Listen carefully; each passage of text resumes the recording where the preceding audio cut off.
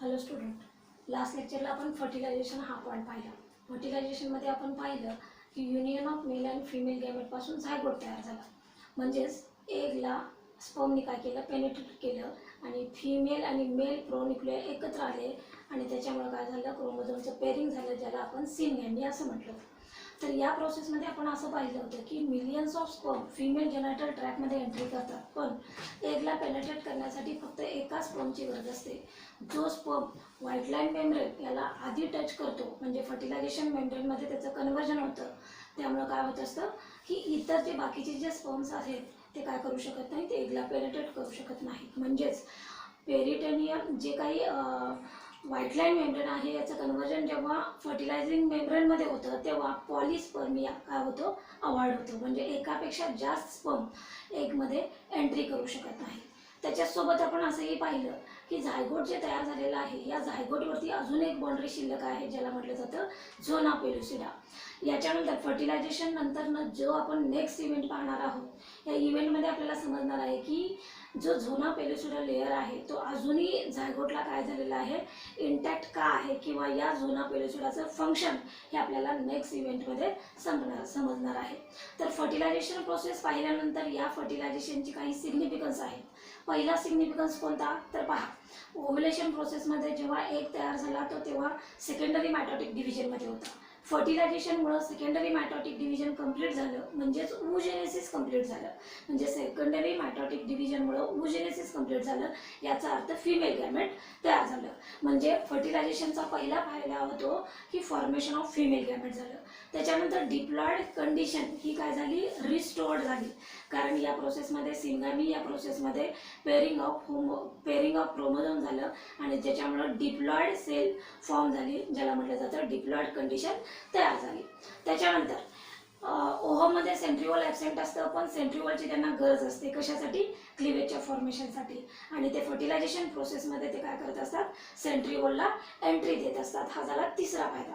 चौथा फायदा, sexual रिप्रोडक्शनमध्ये union of mail आणि फिमेल गॅमेट हे डिफरंट पॅरेंटचे एकत्र आलेले आहेत, त्यामुळे झायगोट तयार झाला आणि इथं काय झालं, व्हेरिएशन झालं. आणि व्हेरिएशन नेहमी इव्होल्युशनसाठी काय असतं, गरजेचं असतं. पाचवा आणि शेवटचा फायदा की या सेक्शुअल रिप्रोडक्शनमध्ये किंवा या फर्टिलायझेशन प्रोसेसमधला शेवटचा फायदा काय आहे, इथं आपल्याला सेक्सचं डिटर्मिनेशन करता येतं. म्हणजे फर्टिलायझेशन प्रोसेसवरती आपल्याला जर ब्रीफ क्वेश्चन जर विचारला तरी 3 फेजेस आहेत किंवा स्टेप्स आहेत आणि त्याच्यानंतर त्याचे काय सांगितलेले आहेत, सिग्निफिकन्स सांगितलेले आहेत. जास्त करून याच्यावरती पॉलिस्पर्मिया का वाढवतो, त्याच्यानंतर फर्टिलायझिन, आर्टी फर्टिलायझिन, अँटी फर्टिलायझिन या रिॲक्शनबद्दल विचारलं जातं, किंवा कपॅसिटेशन म्हणजे काय या प्रोसेसबद्दल विचारलं जातं. त्याच्यानंतर आपण नेक्स्ट इव्हेंट पाहणार आहोत, म्हणजे युनियन ऑफ मेल आणि फिमेल गॅमेट नंतर जो झायगोट तयार झालेला आहे, या झायगोटचं कन्व्हर्जन कशामध्ये होणार आहे, एम्ब्रिओमध्ये होणार आहे. त्यामुळे या लेक्चरला आपण एम्ब्रियॉनिक डेव्हलपमेंटमधला पहिला इव्हेंट पाहणार आहोत.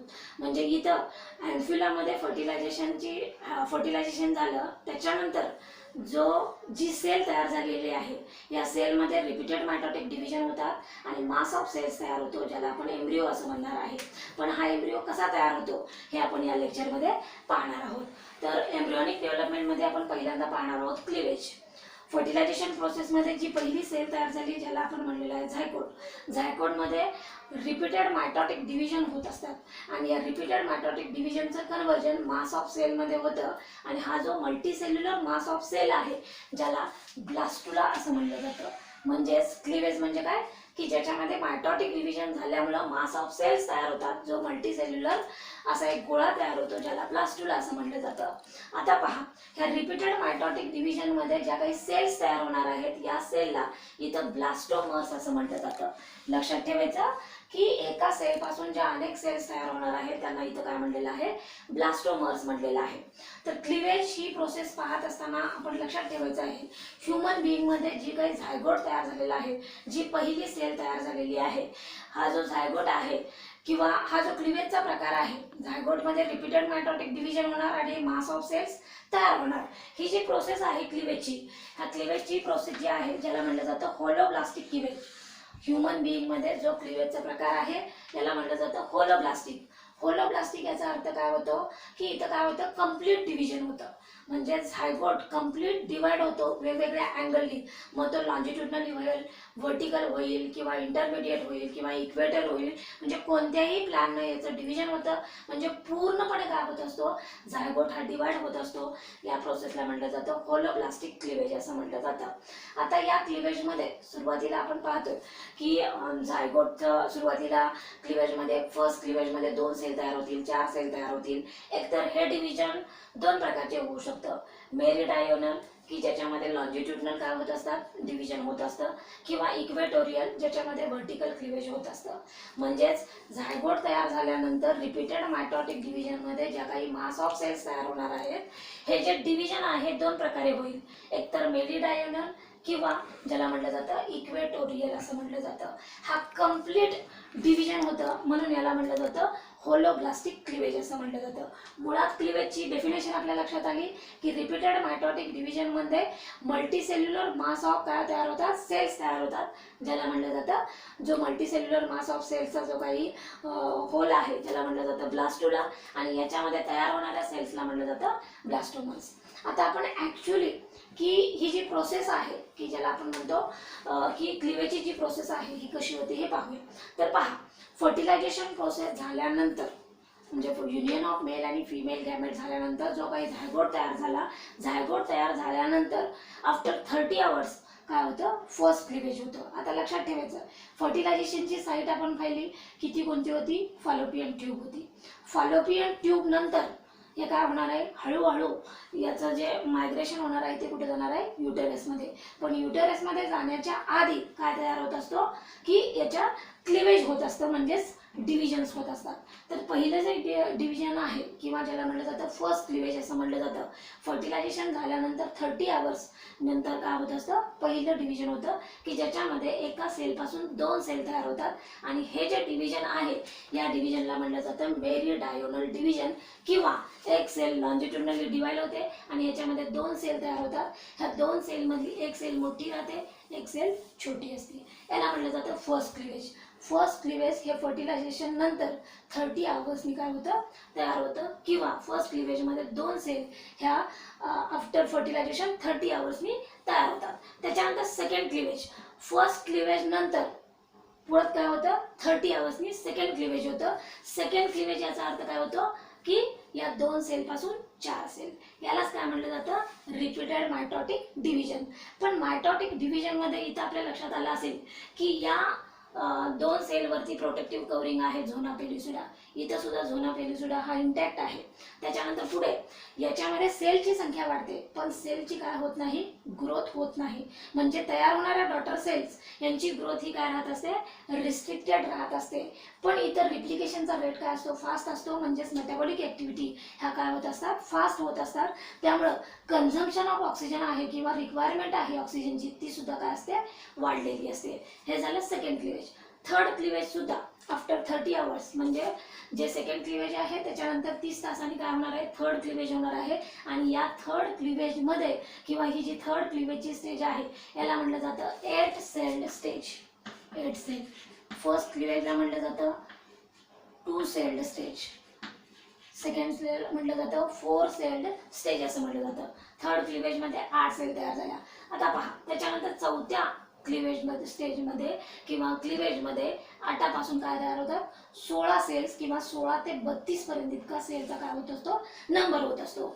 आता ही जी स्टेज आहे ही आपल्यासाठी फार महत्त्वाची आहे, कारण फर्टिलायझेशन झाल्यानंतर 4थ्या दिवसापर्यंत काय होऊ शकतं, अशा पद्धतीचं स्ट्रक्चर दिसू शकतं. अशा पद्धतीचं म्हणजे कोणतं, एकतर ते 16 to 32 सेल्ड स्टेज असेल. 32 सेल्ड स्टेज.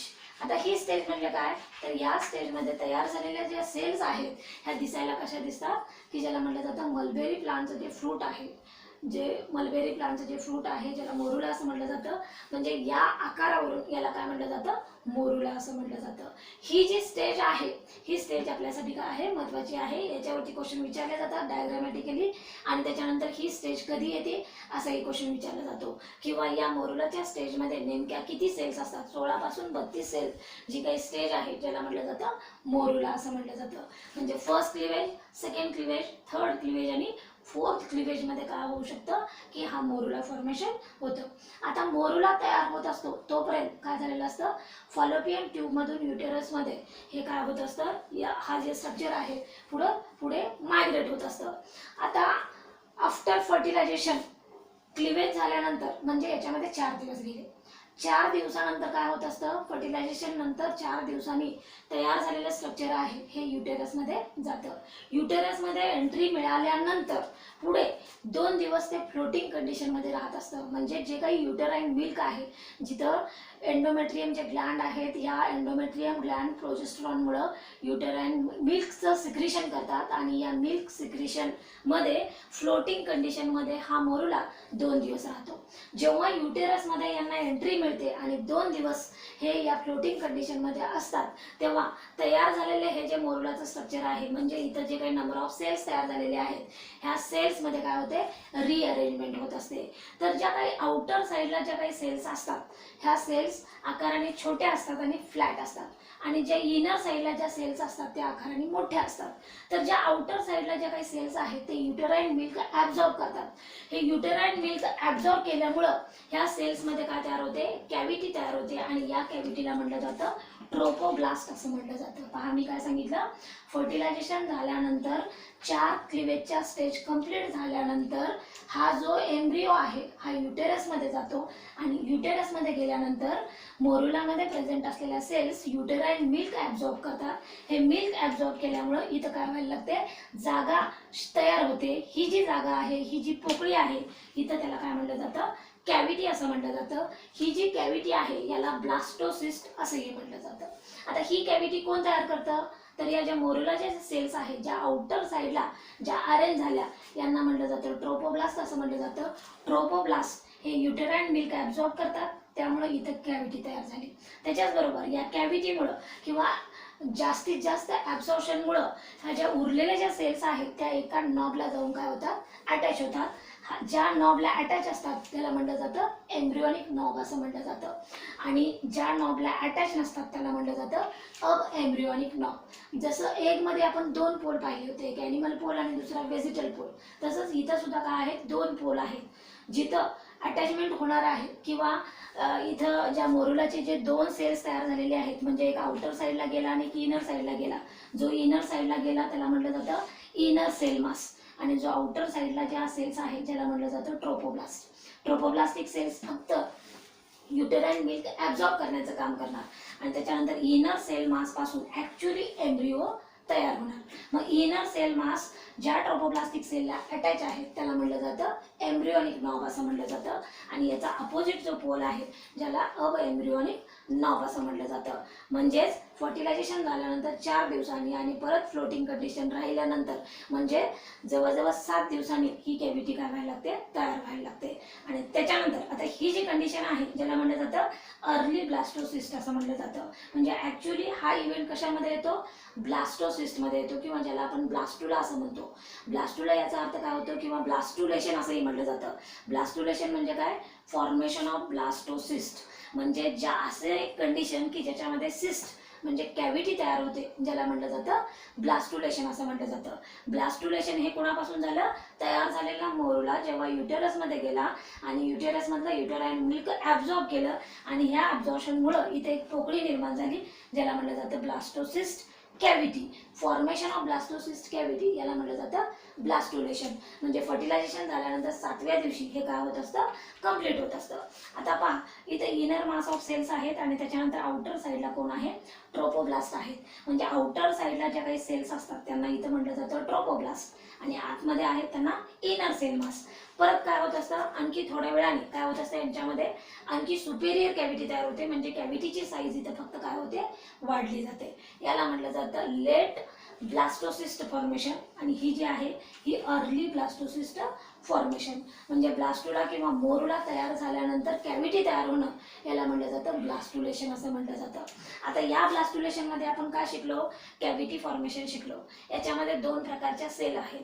आउटर साईडला ज्या सेल्स आहेत ह्या ट्रोपोब्लास्टिक सेल्स आहेत.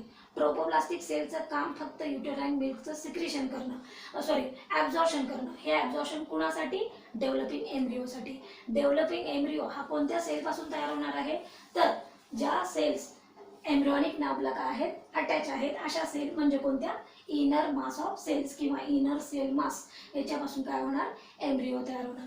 म्हणजे आजच्या लेक्चरला आपण क्लिवेज म्हणजे काय आणि त्याच्यानंतर ब्लास्टोसिस्ट फॉर्मेशन पाहिलेलं आहे. त्याच्यानंतर नेक्स्ट इव्हेंटमध्ये आपण पाहणार आहोत ॲक्च्युली इम्प्लांटेशन आणि गॅस्ट्रुलेशन. पण पहा, याच्यामध्ये आपण मोरुलापर्यंत झोना पेलिसोडा हा दाखवला होता. जेव्हा आता हा झोना पेलिसोडा इथं काय काम करतो, झोना पेलिसोडा कधी जातो, तर पहा, मोरुला तयार झाल्यानंतर हे स्ट्रक्चर युटेरसमध्ये येतं. युटेरसमध्ये आल्यानंतर सुद्धा झोना पेलिसोडा हा इंटॅक्ट असतो. जेव्हा ब्लास्टोसिस्ट हे कम्प्लीट होतं तेव्हा इम्प्लांटेशनची वेळ येते. म्हणजेच काय, युटेरस आणि त्याच्यानंतर तयार झालेला एम्ब्रिओ यांच्यामध्ये अटॅचमेंट होते किंवा तयार झालेला एम्ब्रिओ हा युटेरसमध्ये फिक्स होतो. हा फिक्स होण्यासाठी किंवा एका प्रॉपर साईटची गरज असते. ही प्रॉपर साईट जोपर्यंत मिळत नाही तोपर्यंत झोना पेलिसोडा काय होत नाही, डिसअपियर होत नाही. कारण ट्रोपोप्लास्टिक सेल्स या कशा असतात, स्टिकी असतात. जर झोना पेलिसोडा जर नसेल तर फॉलोपियन ट्यूबमध्ये किंवा युटेरसच्या कोणत्याही रिजनला काय होऊ शकतं, यांची अटॅचमेंट होऊ शकते. ही अटॅचमेंट टाळण्यासाठी म्हणजेच इम्प्रॉपर इम्प्लांटेशन टाळण्यासाठी झोना पेलिसोडाची असणं गरजेचं असतं. त्यामुळे जोपर्यंत ब्लास्टोसिस्ट कॅव्हिटी तयार होत नाही तोपर्यंत झोना पेलिसोडा हा काय राहतो, इंटॅक्ट राहतो. म्हणजे झोना पेलिसोडा हा नेहमी अवॉइड करत असतो इम्प्रॉपर इम्प्लांटेशन. ब्लास्टोला फॉर्मेशन झाल्यानंतरचा नेक्स्ट पॉईंट येतो इम्प्लांटेशन येतो आणि त्याच्यानंतर काय येत असतं, गॅस्ट्रुलेशन येत असतं. इथं आपला एम्ब्रियोनिक डेव्हलपमेंटमधला पहिला जो इव्हेंट आहे ज्याला म्हटलं जातं क्लिवेज. क्लिवेजमध्ये झायगोटचं डिवायडेशन आणि रिडिवायडेशन होऊन जी कॅव्हिटी तयार झालेली आहे ज्याला म्हटलं जातं ब्लास्टोसिस्ट कॅव्हिटी. इथं हा पार्ट संपलेला आहे. याच्यावरती डायग्रामॅटिक क्वेश्चन विचारला जातो. याच्यावरती 3 मार्काचा क्वेश्चन विचारला जाऊ शकतो किंवा 4 मार्काचा सुद्धा क्वेश्चन विचारला जाऊ शकतो.